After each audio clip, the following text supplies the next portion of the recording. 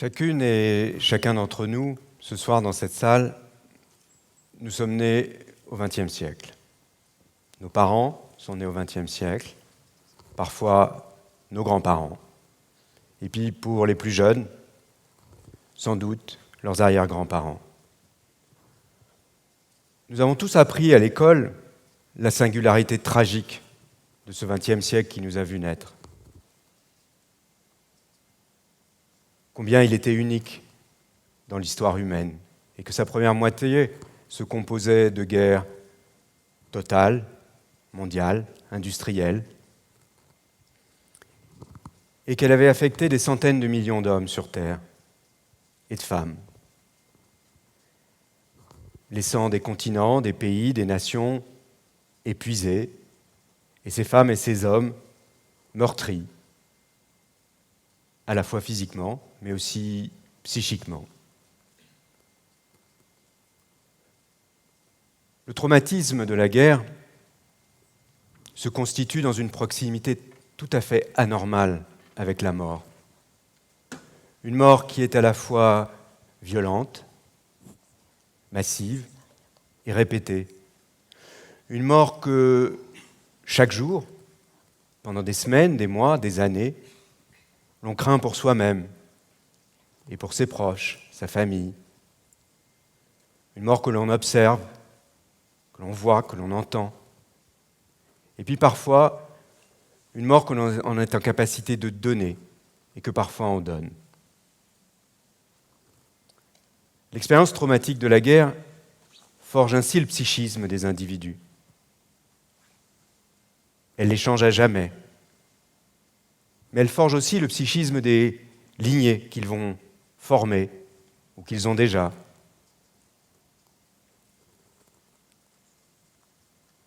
Moi, j'appartiens à une lignée ordinaire en France.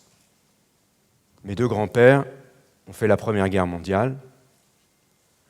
L'un a été fait prisonnier, seul survivant de son unité, quelques semaines après le début de la guerre. Il est resté captif pendant plus de 4 ans.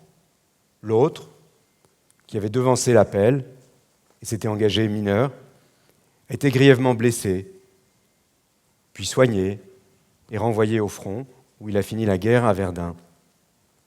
20 ans plus tard, mes parents sont devenus adultes au cours de la Seconde Guerre mondiale, se croisant au hasard de l'Exode et traversant cette guerre dans 2 villes normandes particulièrement meurtries, dont l'une allait être totalement rasée.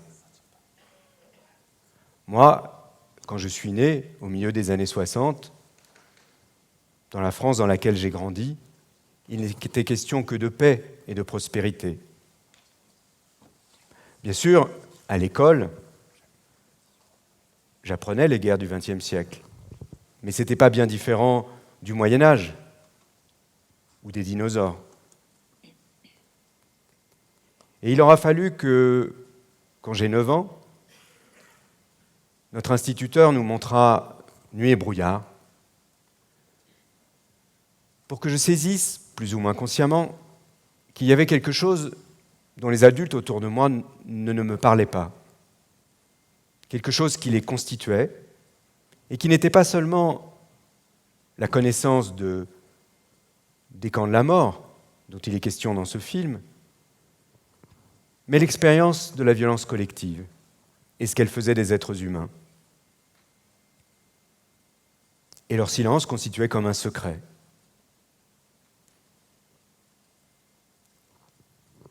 Cette expérience-là a sans doute déterminé pourquoi, dans mon jeune âge adulte, j'ai décidé d'aller voir par moi-même, de chercher l'écho des tragédies anciennes qui avaient pu traverser la famille,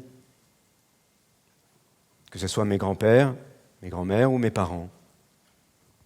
C'est ainsi que je me suis rendu en Chine pendant la révolution étudiante, puis à une époque où j'aurais dû rester assis sagement dans les bancs qui sont les vôtres ce soir, après la chute du mur de Berlin, je suis parti en Europe de l'Est, suivre les révolutions comme témoin. Et plus tard, en Afrique du Sud, au moment de la transition démocratique et la fin de l'apartheid. Et ce chemin s'est achevé dans Sarajevo, ville assiégée, pendant la guerre de Bosnie, où j'ai passé la dernière année du conflit. À l'issue de celle-ci, la paix était arrivée, j'allais repartir, et 3 jours avant mon départ, j'ai rencontré quelqu'un qui allait déterminer de tout mon avenir.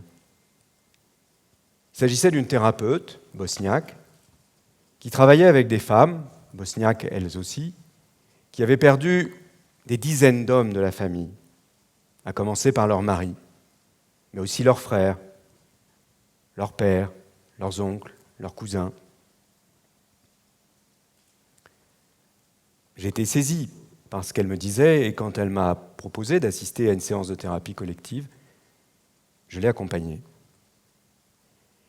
Et ce jour-là, j'ai été extrêmement impressionné par ce que j'ai vu et entendu.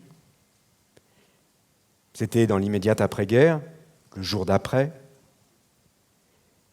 Et je voyais, contrairement à tout ce que je connaissais jusque-là, des femmes qui tentaient de construire un récit qui les aiderait à survivre face à l'absurdité de l'expérience qu'elles avaient traversée. Un récit qui les réancrerait dans la vie. Un récit qui leur donnerait du sens pour elles, mais aussi pour leurs enfants, et peut-être pour chacune d'entre nous.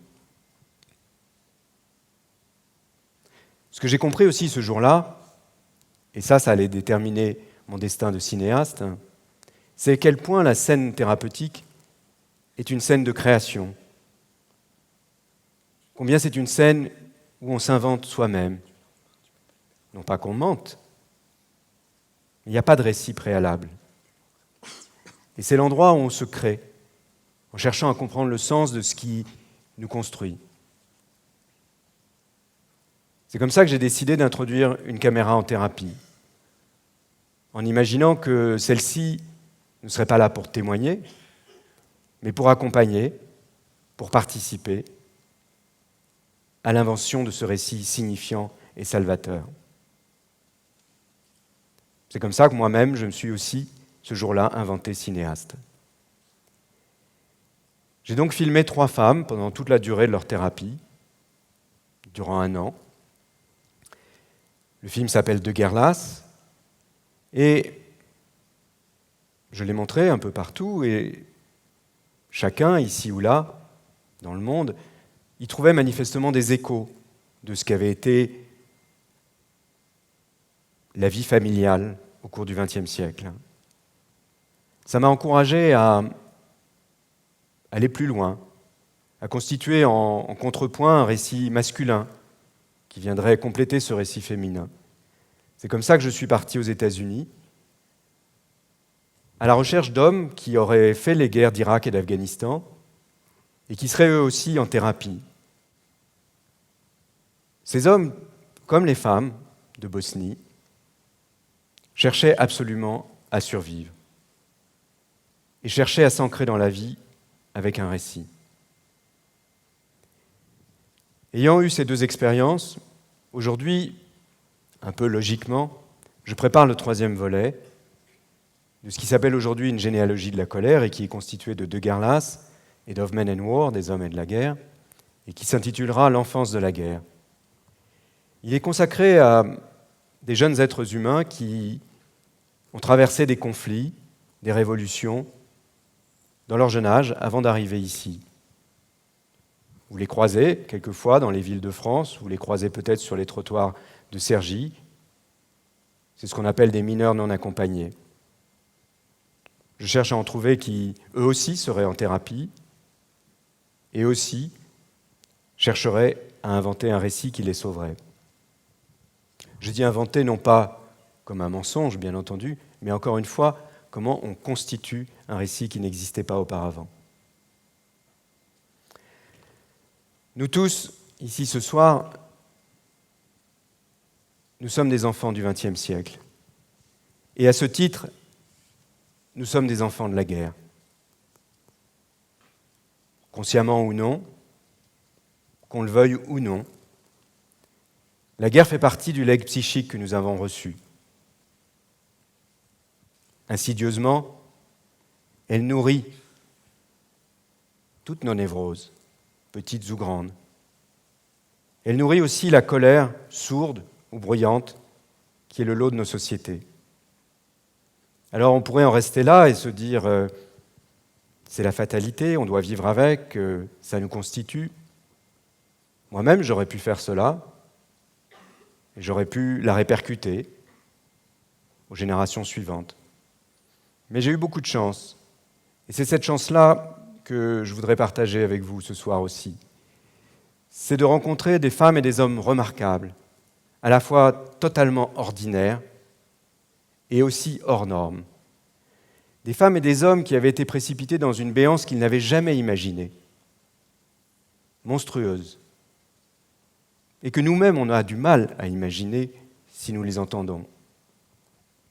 Et pourtant, ils ont décidé à un moment donné que ça n'allait pas les emporter, qu'ils survivraient psychiquement aussi, et que ce faisant, ils permettraient à leur descendance de survivre psychiquement. Et que seul le silence condamnait à un destin mortifère. Alors ils savaient que ce ne serait pas un chemin facile, que ce serait douloureux, qu'il faudrait s'y atteler toute la vie et sans cesse remettre sur les chevaux. Mais ils ont décidé de le faire avec les moyens qui étaient les leurs. Ils ont cru qu'il existe des récits réparateurs, que ces récits réparateurs peuvent nous apporter une paix intérieure et qu'ils peuvent aussi apporter une paix collective. Merci.